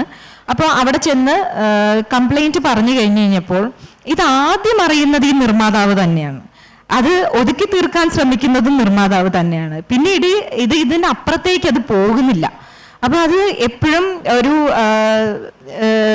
എന്താ പറയുക, ഈ അസിസ്റ്റന്റ് ഡയറക്ടേഴ്സും അങ്ങനെയുള്ള ആളുകളൊക്കെ, അതായത് പവർ പൊസിഷനിലല്ലാത്ത ആളുകൾ IC കമ്മിറ്റിയിൽ വരുമ്പോൾ, പ്രത്യേകിച്ച് സിനിമ എന്ന് പറയുന്നത് എല്ലാവരും അവസരത്തിന് വേണ്ടി നിൽക്കുന്ന ആൾക്കാരാണ്. അപ്പോൾ ഇങ്ങനെ ഒരു അവസരം വരുമ്പോൾ അവർക്ക് അവരുടെ കാര്യങ്ങൾ നേടാൻ വേണ്ടിയിട്ട് ഇതിനെ ഉപയോഗിക്കാതിരിക്കട്ടെ എന്നുള്ളതാണ് പറയാനുള്ളത്. ബിക്കോസ് ഈ സിനിമയിൽ ഓരോ സെറ്റുകളിലും വയ്ക്കുന്ന IC കമ്മിറ്റി ശരിക്കും പറഞ്ഞാൽ പ്രായോഗികമല്ല. എനിക്ക് ഒരു വ്യക്തത കുറവുണ്ടായി. അവരുടെ കാര്യങ്ങൾക്ക് ഉപയോഗിക്കാതിരിക്കട്ടെ എന്ന് പറയുമ്പോൾ എന്താണ് ഉദ്ദേശിക്കുന്നത്? അതായത് ഇങ്ങനൊരു ഇൻസിഡന്റ് വന്ന് അവിടെ പറഞ്ഞു കഴിയുമ്പോൾ ഈ അസിസ്റ്റന്റ് ഡയറക്ടർ അല്ലെങ്കിൽ അസോസിയേറ്റ് ഡയറക്ടർ അങ്ങനെയുള്ള ആളുകൾ, അവർക്ക് പിന്നീട് ഈ നിർമ്മാതാവിൽ നിന്ന് ആവശ്യങ്ങൾ ഉണ്ടായിരിക്കാം. അവര് അതിനു വേണ്ടിയിട്ട് ഇതങ്ങ് ഒതുക്കി അവർക്ക് പിന്നീട് ചിലപ്പം ആ നിർമ്മാതാവിൽ നിന്ന് ഞാൻ ഈ പറഞ്ഞ ഇൻസിഡന്റ് എന്ന് പറയുന്നത് വളരെ പ്രശസ്തനായ ഒരു നിർമ്മാതാവാണ്. അപ്പോൾ അത് അവർക്ക് പിന്നീട് ഉപകാരങ്ങൾ ഉണ്ടാവും. അതുകൊണ്ട് തന്നെ ഈ വിക്ടിം അവിടെ എന്താ പറയാ, അവർ പറഞ്ഞും പോയി, പിന്നീട് അവർക്കത് തിരിച്ചെടുക്കാനും പറ്റില്ല എന്ന അതിന്റെ പേരിൽ ഒരു ആക്ഷനും അവിടെ ഉണ്ടാവുന്നില്ല. അതാണ് സംഭവിക്കുന്നത്. അങ്ങനെ പല സെറ്റുകളിലും സംഭവിച്ചതായി അറിവുണ്ട്. ഇപ്പം ആദ്യമായിട്ട് ഇന്നലെയാണ് ചേംബറിന്റെ IC കമ്മിറ്റിയിൽ ഒരു കംപ്ലൈന്റ് വരുന്നത്. ഇത്രയും നാളായി IC കമ്മിറ്റിയൊക്കെ തുടങ്ങിയിട്ട് എത്രയോ നാളുകളായി. പക്ഷേ കേരള ഫിലിം ചേംബറിന്റെ IC കമ്മിറ്റിയിൽ ആദ്യമായിട്ട് ഒരു കംപ്ലൈന്റ് വരുന്നത് അത് ഇന്നലെയാണ്. അത് ഫെഫ്കയിലെ മെമ്പറായ രോഹിണിയുടെ കംപ്ലൈന്റ് ആണ് വരുന്നത്. ഇതുവരേക്കും അവിടെ അങ്ങനെ ഒരു കംപ്ലൈന്റ് വന്നിട്ടില്ല. ആളുകൾക്ക് അറിയില്ല ഇതെവിടെയാണ്. ഇപ്പൊ IC കമ്മിറ്റി ഉണ്ട് എന്ന് പറയുന്നു, പല ചർച്ചകളിലും കേൾക്കുന്നു. പക്ഷെ സിനിമാ പ്രവർത്തകർക്ക് പലർക്കും, ഇപ്പൊ ഞങ്ങള് പ്രൊഡ്യൂസേഴ്സ് അസോസിയേഷനിൽ ഒരു സ്ത്രീകളെല്ലാവരും, നിർമ്മാതാക്കളെല്ലാവരും കൂടെ ഒരു ഇത് കൂടിയപ്പോ ആർക്കും അറിയില്ല. ആർക്കും വെക്കണമെന്നറിയാം, ഒരു IC കമ്മിറ്റി വെക്കണം എന്നറിയാം. പലരും എന്താ ചെയ്യുന്നതെന്ന് വെച്ചാൽ അവരുടെ തന്നെ ഫ്രണ്ട്സിനെയോ അല്ലെങ്കിൽ ആരെങ്കിലും പിടിച്ചൊരു കമ്മിറ്റി ഉണ്ടാക്കുന്നു. പേരിന് ഒരു IC കമ്മിറ്റി വേണം, ഒക്കെ ഒരു കമ്മിറ്റി ഉണ്ടാക്കി. അതല്ലാതെ ഇതിന്റെ പ്രവർത്തനം എന്താണെന്നോ അതിനെക്കുറിച്ചൊന്നും അവെയർ അല്ല സിനിമാ പ്രവർത്തകർ. ആ അവയർനെസ് എവിടെ നിന്നാണ് വരുന്നത്? ഇപ്പോൾ വൈശാഖ കമ്മിറ്റിയുടെ റെക്കമെൻഡേഷൻസിന് ശേഷം എനിക്ക് തോന്നുന്നത്, മാധ്യമ മേഖലയിലെന്ന് ഞാൻ പറയും, കാരണം എനിക്കറിയാം അതങ്ങനെ തന്നെയാണെന്ന്. അതിനുശേഷം സിനിമാ മേഖലയിലായിരിക്കും ഇതൊന്നും ഇല്ലാതിരിക്കുന്നത്.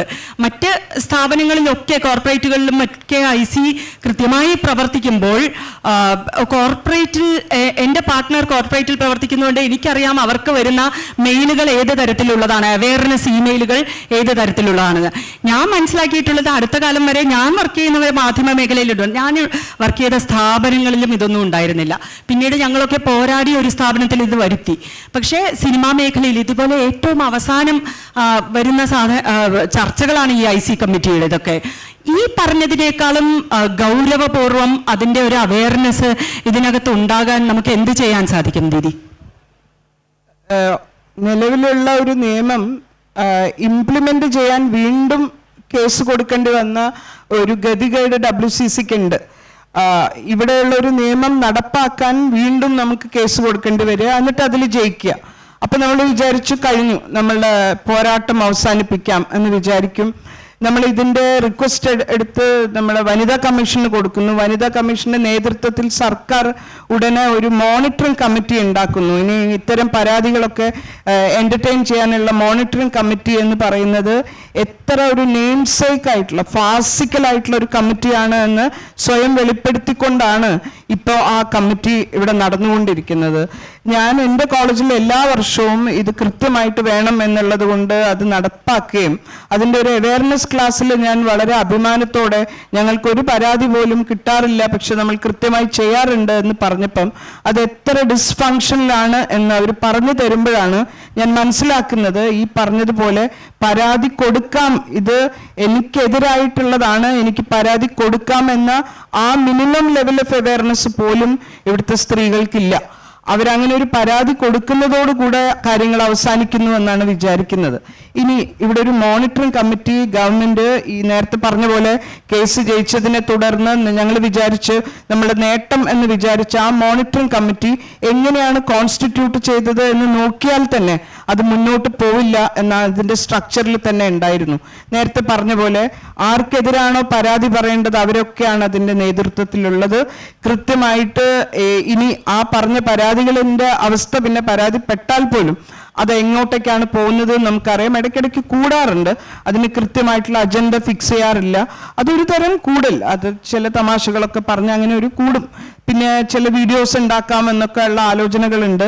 അത് കുറച്ചുകൂടെ ഗൗരവത്തിൽ എടുക്കണം. ഈ മോണിറ്ററിംഗ് കമ്മിറ്റിയെ ഒന്ന് മോണിറ്റർ ചെയ്യണം എന്ന് പറഞ്ഞുകൊണ്ട് വീണ്ടും നമ്മൾ വനിതാ കമ്മീഷൻ ചെയർപേഴ്സണിന് വീണ്ടും നമ്മൾ കത്തെഴുതേണ്ട അവസ്ഥയിലാണ്. വിളിച്ചു പറഞ്ഞപ്പം നമ്മളോട് സതീദേവി മാഡം പറഞ്ഞത് ഒരു മെയിലായിട്ട് അയക്കൂ എന്നാണ്. എന്ന് വെച്ചാൽ അത് വീണ്ടും നമ്മളുടെ തന്നെ ബാധ്യതയാണ്. ഇത് നടപ്പാക്കുന്നുണ്ട് എന്ന് നമുക്ക് ഉറപ്പുവരുത്തേണ്ട ബാധ്യതയും വീണ്ടും നമ്മളുടെ അടുത്ത് തന്നെയാണ്. നേരത്തെ ചോദിച്ചത് നിങ്ങളുടെ ആ ഇമെയിലിന്റെ അഭാവത്തിൽ തന്നെ നടക്കേണ്ട കാര്യങ്ങൾ അവരെ ഓർമ്മപ്പെടുത്താൻ വീണ്ടും ഇമെയിൽ അയക്കേണ്ട ഒരവസ്ഥ.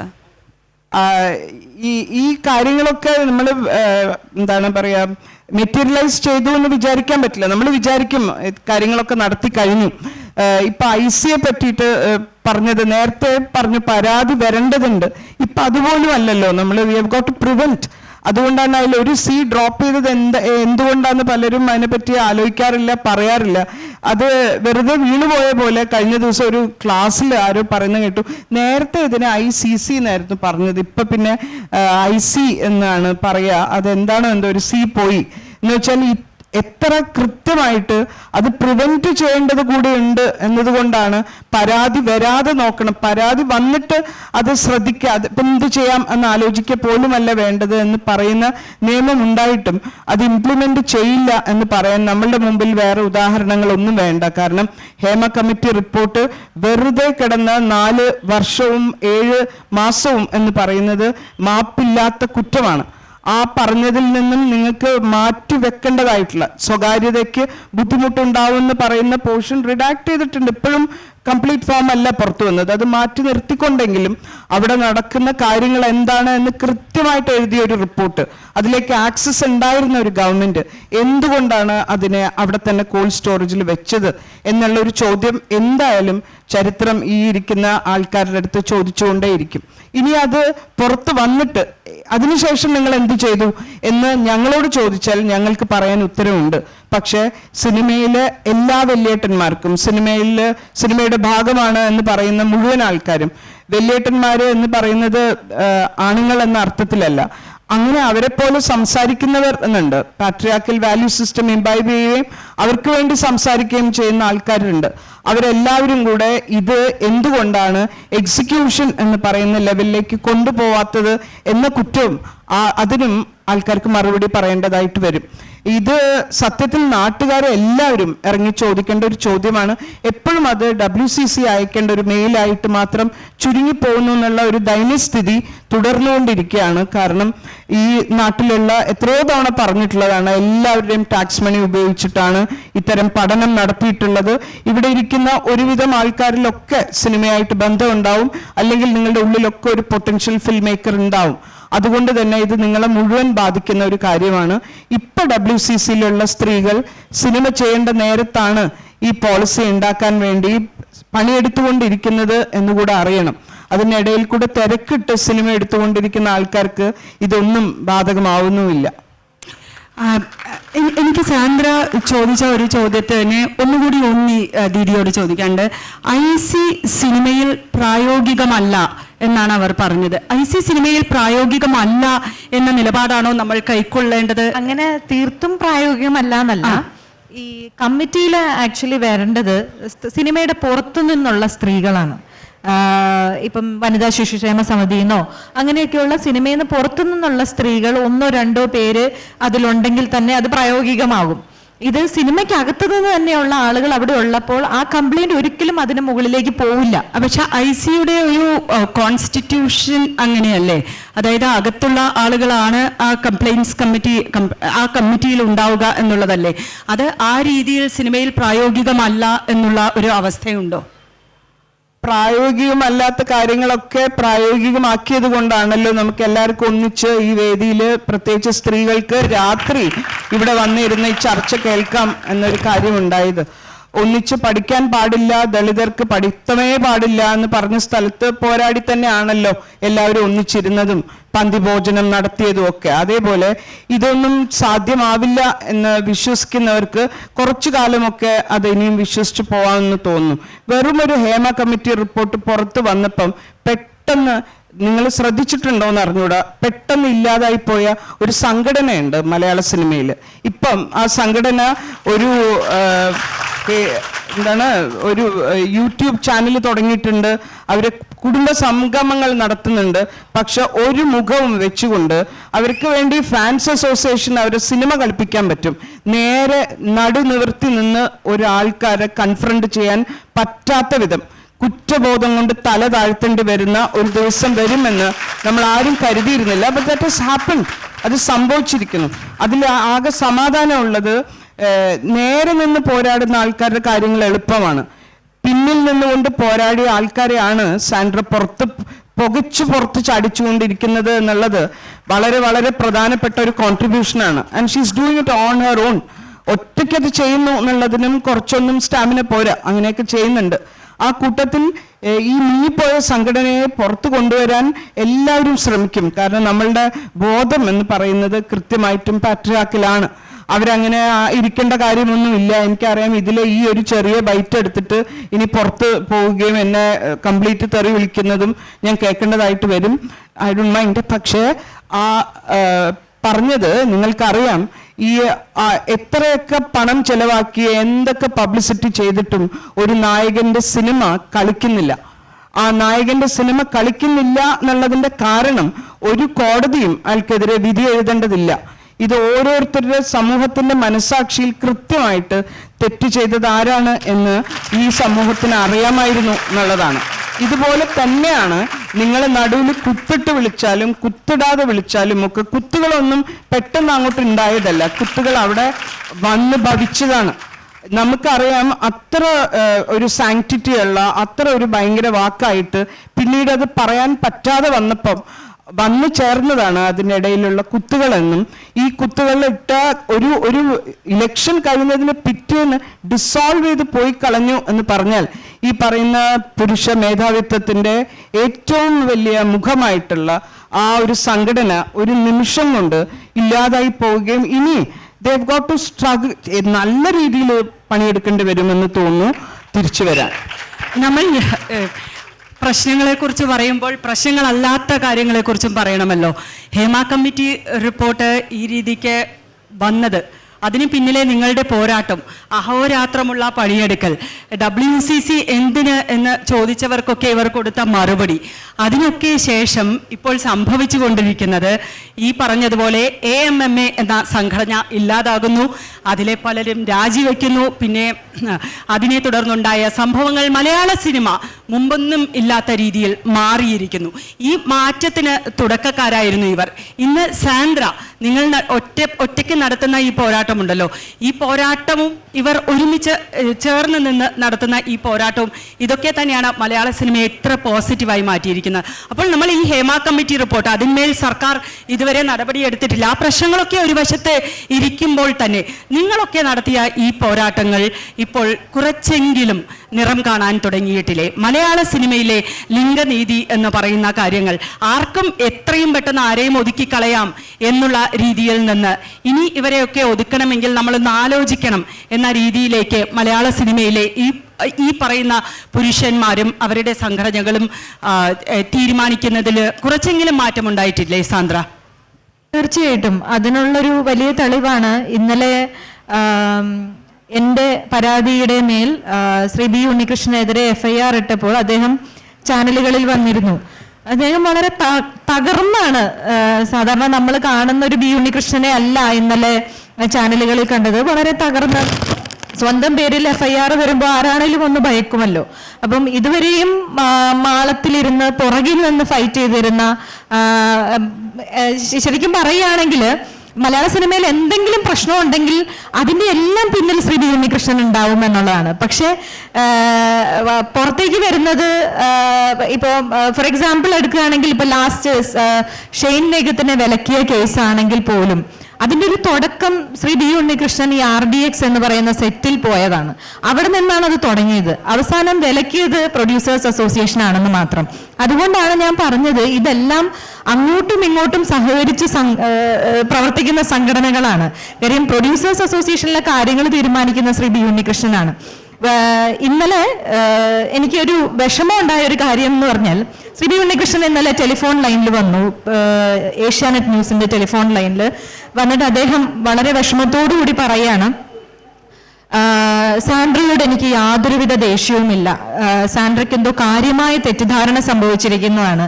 സാൻഡ്ര എന്ന വ്യക്തിയുമായി ഞാൻ ഇന്നേ വരെ ഒരുമിച്ച് ഒരു ടേബിളിന് ചുറ്റും ഇരുന്നിട്ടില്ല. ഞങ്ങൾ തമ്മിൽ ഒരു ചർച്ചയ്ക്ക് ഇരുന്നിട്ടില്ല. പിന്നെ എന്തിനാണ് സാൻഡ്രയ്ക്ക് എന്നോട് ഇത്ര വൈരാഗ്യം, എന്നോട് ഇത്ര ദേഷ്യം, എൻ്റെ പേരിൽ എന്തിനാണ് FIR ഇട്ടിരിക്കുന്നത്? മാത്രമല്ല സാൻഡ്രയ്ക്ക് വേണ്ടി ഞങ്ങൾ ഓം ശാന്തി ഓശാന എന്ന് പറഞ്ഞ സിനിമയിൽ 7 ലക്ഷം രൂപ സാൻഡ്രയ്ക്ക് കോമ്പൻസേഷൻ കൊടുത്ത വകയിൽ അതിന്റെ ഡയറക്ടറായ ശ്രീ ജൂഡിന് 1 രൂപ പോലും കിട്ടാതെ ആ സിനിമയിൽ വർക്ക് ചെയ്യേണ്ടതായിട്ട് വന്നു.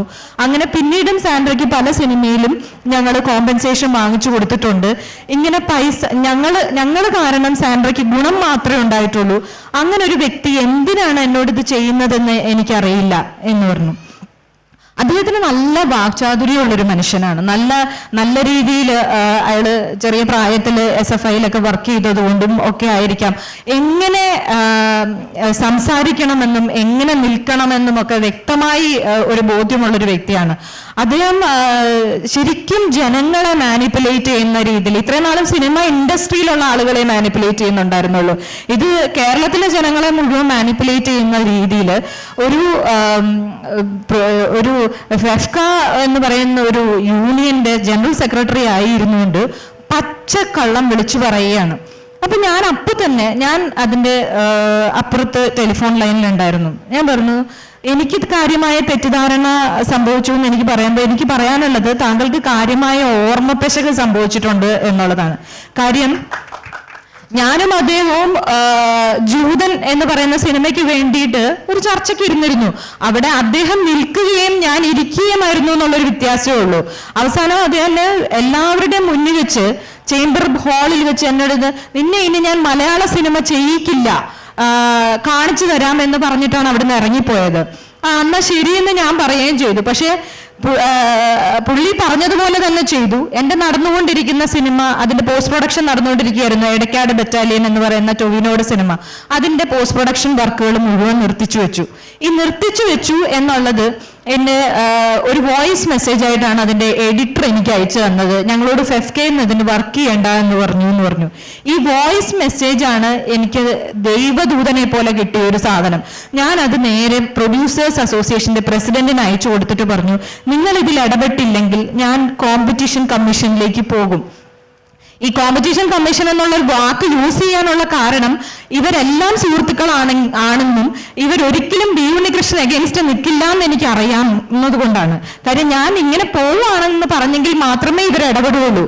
അങ്ങനെയാണ് എനിക്ക് ആ ജൂതൻ എന്ന് എടക്കാട് വെച്ചാൽ എന്ന് പറയുന്ന സിനിമയുടെ വർക്കുകൾ പിന്നീട് പുനരാരംഭിക്കാൻ സാധിച്ചത്.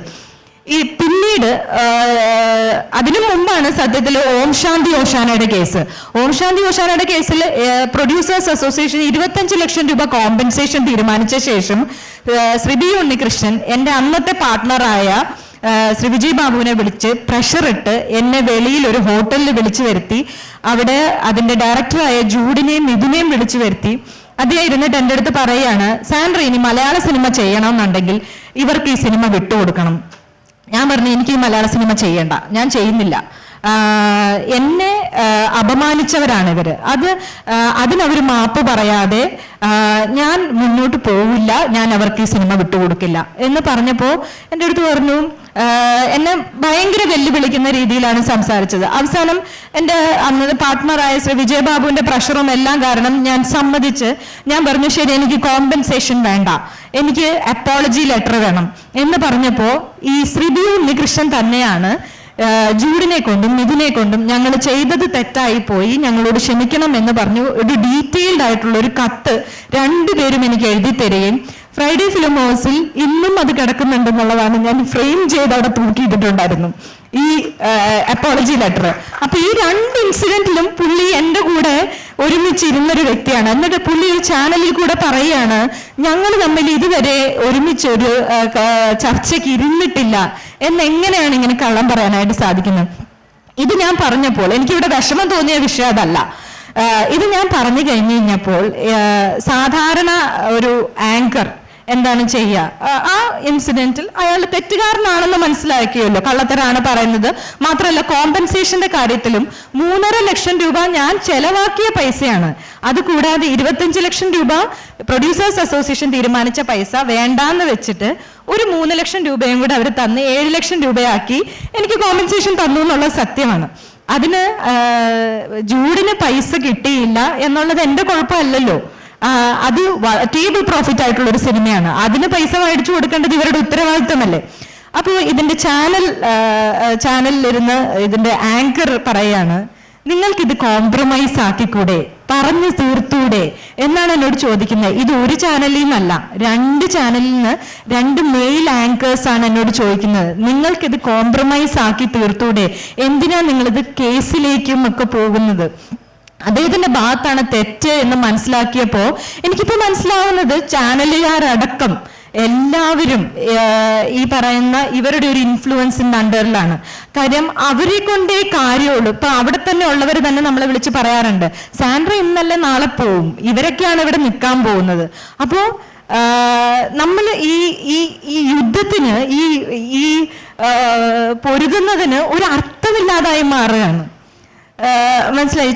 ഈ ചാനലുകളിൽ തന്നെ ഇരിക്കുന്ന ഇപ്പൊ ഇതുപോലെയൊക്കെ തന്നെ സംസാരിക്കുന്ന ആളുകൾ ഇങ്ങനെ ഒരു സിറ്റുവേഷൻ വരുമ്പോൾ നേരെ മറിച്ചാണ് പെരുമാറുന്നത്. തീർച്ചയായും ഇനി നമുക്ക് വളരെ വൈകിയിരിക്കുന്ന ഓഡിയൻസിലേക്ക് ചോദ്യങ്ങൾ വിടാൻ. സാൻഡ്രയോടും ദീദിയോടും നിങ്ങൾക്ക് ചോദിക്കേണ്ട ചോദ്യങ്ങൾ.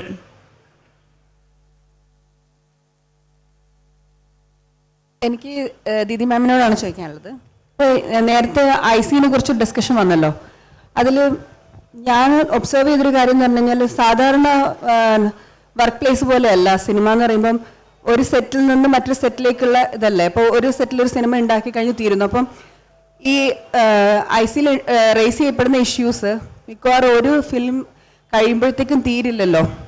അപ്പം അതിൻ്റെ ഫോളോ അപ്പും കാര്യങ്ങളും ആ ഉള്ളിൽ തന്നെ നേരത്തെ ചന്ദ്ര മാം പറഞ്ഞ പോലെ തന്നെ ആ സെറ്റിൽ തന്നെയുള്ള ആളുകളെ വെച്ചിട്ടുള്ള ഒരു ഐസി ഉണ്ടാക്കുമ്പോൾ അതിൻ്റെ ഫോളോ അപ്പും മറ്റും എത്രത്തോളം മുന്നോട്ട് കൊണ്ടുപോകാൻ പറ്റും എന്നുള്ളത് ഒരു ഇഷ്യൂ അല്ലേ. അപ്പം നമ്മളിത് അതിനും കൂടി അഡ്രസ്സ് ചെയ്യേണ്ട ആവശ്യമല്ലേ? ഒരു ഐസി ഫങ്ഷണൽ അല്ലാതാക്കാനുള്ള എന്തൊക്കെ ഗ്രൗണ്ട്സ് ഉണ്ടോ ആ ഗ്രൗണ്ട്സിൽ പെട്ടതാണ് ഈ പറഞ്ഞതൊക്കെ. നമ്മളിപ്പോൾ വർക്ക് ഫ്രം ഹോം ആയിരുന്നല്ലോ, ഈ കോർപ്പറേറ്റ് കമ്പനികളിലൊന്നും ഐസിയുടെ പ്രവർത്തനം നിന്നു പോയിട്ടില്ലല്ലോ. അപ്പം ഇത് it's just N excuse actually. അതിൻ്റെ വളരെ കൃത്യമായിട്ട് അതെങ്ങനെ ഫങ്ഷൻ ചെയ്യണം എന്നുള്ളതിനെ പറ്റി അവർ തയ്യാറാക്കിയിട്ടുള്ള CCC എങ്ങനെയാണ് ഒരു സിനിമയ്ക്കകത്ത് നമ്മൾ എങ്ങനെയാണ് നമ്മൾ കോഡ് ഓഫ് കോണ്ടാക്ട് വേണ്ടത് എന്നും കൃത്യമായിട്ട് എങ്ങനെയാണ് IC ഫങ്ഷൻ ചെയ്യേണ്ടത് എന്നതിനെ പറ്റിയൊക്കെയാണ് ഞാൻ നേരത്തെ പറഞ്ഞ മറ്റു കാര്യങ്ങളിൽ ഇടപെടാൻ നേരമില്ലാതെ തയ്യാറാക്കിക്കൊണ്ടിരിക്കുന്ന ഈ പറഞ്ഞ അത് അടുത്തതൊക്കെ നമ്മൾ എന്താണ് നമ്മളുടെ ഫേസ്ബുക്ക് പോസ്റ്റിലൂടെ ഇത് മുഴുവൻ നമ്മൾ പറഞ്ഞിട്ടും ഉണ്ടായിരുന്നു. ആരെങ്കിലും അത് ഫോളോ ചെയ്യുകയാണെങ്കിൽ അധികം താമസിയാതെ നിങ്ങൾക്കത് വളരെ ക്ലിയർ ആയിട്ട് അറിയാനും പറ്റും.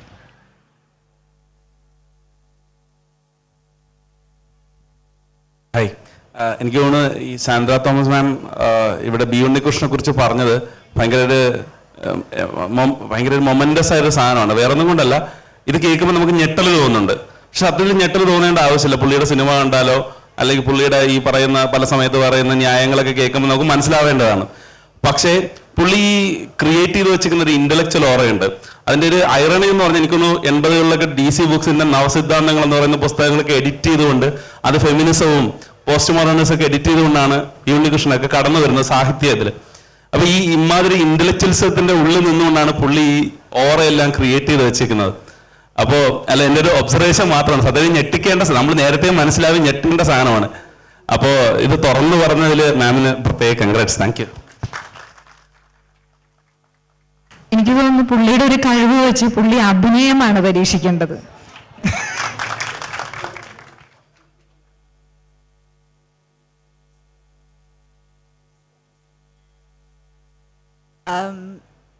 ഒരു കാര്യം എന്ന് പറയാനാണ്.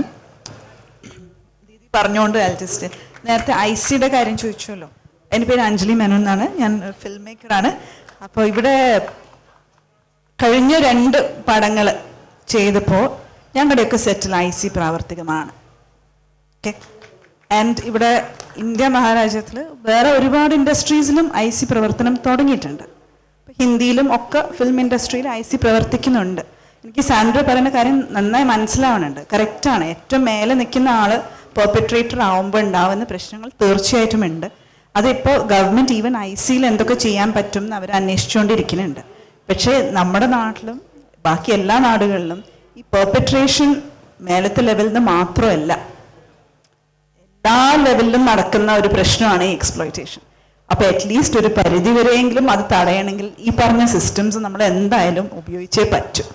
ഇത് കൂടാതെ ശരിക്കും ഗവൺമെൻറ്റിൻ്റെ ഭാഗത്തുനിന്ന് ഇതിൻ്റെ ഒരു മോണിറ്ററിങ്, പോഷ് ഓഡിറ്റ്സ്, ഇതൊക്കെ അത്യാവശ്യമാണ്. പക്ഷെ ഐ എഗ്രി കംപ്ലീറ്റ്ലി. നിങ്ങൾ പറയുന്ന ആ ഒരു അവെയർനെസ് ICയെക്കുറിച്ച് പല കാര്യങ്ങളിലെ അവെയർനെസ് ലാക്കിംഗ് ആണ്.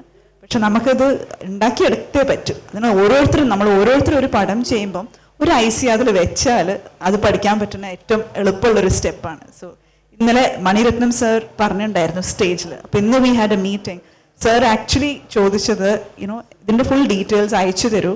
അപ്പം ഞാൻ സംസാരിക്കുമ്പോൾ പറഞ്ഞത്, സർ ഇത് ഒരുപാട് ബുദ്ധിമുട്ടൊന്നുമില്ല, വളരെ എളുപ്പമാണ് അത് ചെയ്യാൻ. അപ്പോൾ സർ പറഞ്ഞത്, അല്ല, my set is A safe space, അതിന് ഞാൻ വേണ്ടതൊക്കെ ചെയ്യുന്നുണ്ട്. ആൻഡ് ഇങ്ങനത്തെ ഫോർമലൈസേഷനിൽ വല്ല ബുദ്ധിമുട്ടുണ്ടെങ്കിലും ഒരു കുഴപ്പമില്ല, കുറച്ച് ബുദ്ധിമുട്ടിയാലും അത് നന്നാക്കി തന്നെ എടുക്കണം എന്നായിരുന്നു. So I think that is the spirit we all want. തീർച്ചയായും അതിനോടൊന്ന് കൂട്ടിച്ചേർത്ത് പറയാനുള്ളത്, നമ്മുടെ സിനിമാ സെറ്റുകളിൽ IC നടപ്പിലാക്കുന്ന ഒരു വ്യക്തി കൂടിയാണ് Anjali Menon. Thanks to you. അതൊരു മാതൃകാപരമായ കാര്യമാണ് മലയാള സിനിമയ്ക്ക് തന്നെ എന്നുള്ളതാണ്. അടുത്ത ചോദ്യത്തിലേക്ക്. അതോറിറ്റിയുടെ അവഗണനയെ കുറിച്ചിട്ട് വിശദീകരിക്കേണ്ടായി. ഈ പണക്കൊഴുപ്പും ആർഭാടവും പൊങ്ങച്ചവും ആണധികാരവും വാഴുന്നുണ്ട് മലയാള സിനിമ. ഈ ഹേമ കമ്മീഷൻ റിപ്പോർട്ട് തന്നെ ഗവൺമെൻറ് പരമാവധി പുറത്തുവിടാതിരിക്കുകയും പ്രഷർ വന്നപ്പോഴാണ് പുറത്തുവിട്ടത്. അപ്പോൾ നമുക്കറിയാം, മൂന്നാറിൽ പണ്ട് ഒരുമിളി സമരം അവർ വിജയിച്ചെങ്കിലും പിന്നീട് ആ യൂണിയൻ അവർ ആണാധികാര കേന്ദ്രങ്ങൾ തകർക്കണ ചെയ്തത്. അപ്പം നിങ്ങളിപ്പോൾ നിങ്ങളുടെ യൂണിയൻ WCC തന്നെ പലരും അതിന് രാജിവെച്ച് പോവുകയുണ്ടായി. ഇപ്പം നിങ്ങൾ തന്നെ അതിൽ ചേർന്നിട്ടില്ല. അപ്പോൾ നിങ്ങളുടെ വർഗബോധമില്ലാത്തതാണോ? ഒന്നിച്ച് നിന്നാൽ നേടാവുന്ന കാര്യങ്ങൾ ഒറ്റക്ക് നിന്ന് എത്രത്തോളം ഫൈറ്റ് ചെയ്യാൻ പറ്റും? നിങ്ങളുടെ വർഗബോധമില്ലാത്തതാണോ നിങ്ങളുടെ പോരാട്ടത്തെ പിന്നോട്ടടിക്കുന്നത്? വർഗബോധം ഉള്ളവരാണെങ്കിൽ ഇവിടെ ലോകം മുഴുവൻ മാർക്സിസം ആയിരിക്കണമല്ലോ ഭരണത്തിൽ ഇൻഫോഴ്സ് ഉണ്ടാവേണ്ടത്. വർഗബോധം ഉണ്ടായിരുന്നെങ്കിൽ നമ്മൾ റെഡ്യൂസ് ചെയ്യില്ലായിരുന്നല്ലോ. കൂലി ചോദിക്കാൻ അറിയാത്ത ഒന്നിച്ചു നിന്നിരുന്നെങ്കിൽ മുതലാളിമാർക്ക് ഇവിടെ തഴച്ചു വളരാൻ പറ്റില്ലായിരുന്നല്ലോ. അതൊക്കെ അതുപോലെ ഉണ്ടാവുന്നത് തന്നെ WCCക്ക് അകത്തും ഉണ്ടാവുകയുള്ളൂ. പിന്നെ ഇനി തൊഴിലാളികളൊത്തുകൂടിയാലും സ്ത്രീകളൊത്തുകൂടാതിരിക്കാനുള്ള സകല പണിയും എല്ലാ അപ്പാരറ്റസും മെനക്കെട്ട് നടത്തുന്നുണ്ട്. ആ കൂട്ടത്തിൽ അതിലേറ്റവും വലിയ ഇന്നൊരു സെഷൻ ഉണ്ടായിരുന്നു, നിങ്ങൾ എടുത്ത് ചാടിയ മതിലിന്റെ ഉയരം എന്താണെന്ന്. ഏറ്റവും വലിയ മതിൽ ചാടിയിട്ടുള്ളത് സ്ത്രീകൾക്ക് ഒന്നിച്ചു നിൽക്കാൻ പറ്റും എന്നും അതിൻ്റെ മുമ്പിൽ WCC എന്ന് തന്നെ അതിന് പേരുണ്ടായിരിക്കുമെന്നും അതിൻ്റെ തലപ്പത്ത് ഒരാൾ വെച്ച് താഴേക്കുള്ള പിരമിഡ് സ്ട്രക്ചർ അല്ലാതെയും ഇവിടെ നിലനിൽക്കാൻ പറ്റുമെന്ന് കാണിച്ചു കൊടുക്കുക എന്ന് പറയുന്നതാണ് ഞങ്ങളെ സംബന്ധിച്ച് അതിൽ ഏറ്റവും പ്രധാനം. അതൊരു മെമ്പർഷിപ്പ് എടുക്കലല്ല, ഞങ്ങൾ മെമ്പർഷിപ്പ് പണത്തിന് കൊടുക്കുന്ന ഒരു ഓർഗനൈസേഷൻ അല്ല. ഇതിൽ മനസ്സുകൊണ്ട് കൂടെ നിൽക്കുന്ന എല്ലാവരും WCCക്കാരാണ്. ഇവിടെ കൂടിയിരിക്കുന്ന ഈ മനസ്സുള്ള സ്ത്രീകളാണെങ്കിലും അവർക്ക് ഇതേ തുല്യ പദവി വേണം, സ്ത്രീകളുടെ ഡിഗ്നിറ്റി പ്രധാനമാണ് എന്ന് തോന്നുന്ന ആർക്കും WCCയിൽ അംഗമാണ് നിങ്ങൾ സ്വയമേ. അതിനൊരു പ്രത്യേകിച്ച് ഒരു ഫോമലായിട്ടുള്ള ഒരു മെമ്പർഷിപ്പിൽ അതിൻ്റെ അംഗസംഖ്യ അത്ര പ്രധാനമല്ല, നമ്മൾ അങ്ങനെ കാണുന്നില്ല അതിന്. മാത്രമല്ല സാർ, ഇവിടെ WCC ഈ പോരാട്ടങ്ങളിൽ നിന്ന് പിൻവാങ്ങേണ്ടി വന്നു, ഇല്ലെങ്കിൽ പരാജയപ്പെട്ടു പോകുന്നു എന്ന രീതിയിൽ താങ്കൾ പറഞ്ഞു. WCC നടത്തിയ ഈ പോരാട്ടം, അല്ലെങ്കിൽ ഒരു നടി ആക്രമിക്കപ്പെട്ടപ്പോൾ തുടങ്ങിയ ഒരു സിസ്റ്റർഹുഡ് നടത്തിയ ആ പോരാട്ടത്തിന്റെ ഫലമായി കൂടിയാണ് ഇന്ന് AMMA എന്നുള്ള ഒരു സംഘടന ഇല്ലാതായതും അതേ തുടർന്ന് മലയാള സിനിമയിൽ സ്ത്രീകൾക്ക് ഇതൊക്കെ പൊതുവേദികളിൽ വന്ന് പറയാനുള്ള ഒരു ഇടം കണ്ടെത്തിയതും. അതുകൊണ്ട് WCC പരാജയപ്പെട്ടു പോവുകയല്ല, വിജയിച്ച് മുന്നേറുകയാണ് ചെയ്യുന്നത് എന്നുള്ളത് കൂട്ടിച്ചേർത്ത് പറയാൻ.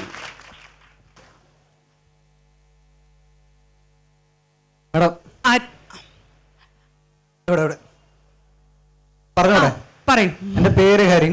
ചെറിയ രീതിയിലൊക്കെ ഫോണിൽ ഷോർട്ട് ഫിലിമൊക്കെ മേക്ക് ചെയ്യുന്ന ഒരാളാണ്. അപ്പം ഞാൻ എഴുതി വെച്ചൊരു സ്ക്രിപ്റ്റ് ഉണ്ട്. അതായത് അതൊരു വളരെ കഷ്ടപ്പാടുന്ന ഒരു ട്രാൻസ്ജെൻഡർ ഒരു അഡ്വക്കേറ്റായി മാറുന്നു എന്നുള്ളതാണ്.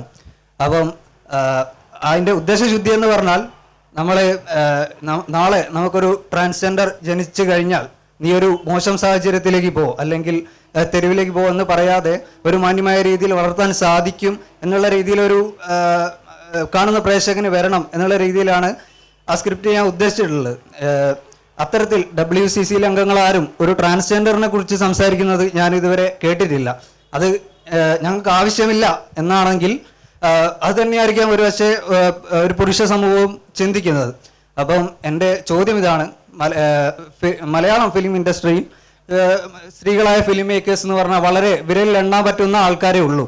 അപ്പോൾ KGF പോലെ ഒരു സിനിമ, അതായത് അതിലെ നായകനെ ഒരു 90% പുരുഷന്മാരും തങ്ങളായി കാണുന്നു എന്നതാണ് ആ ഒരു സിനിമയുടെ വിജയം. ഈ അടുത്ത് മലയാള സിനിമയിൽ ഇറങ്ങിയ മഞ്ഞുമൽ ബോയ്സ് ആണെങ്കിലും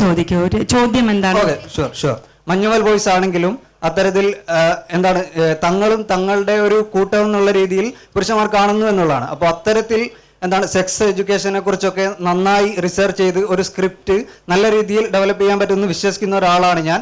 അപ്പൊ അത്തരത്തിലൊരു ചോദ്യം എന്താണ് സാർ?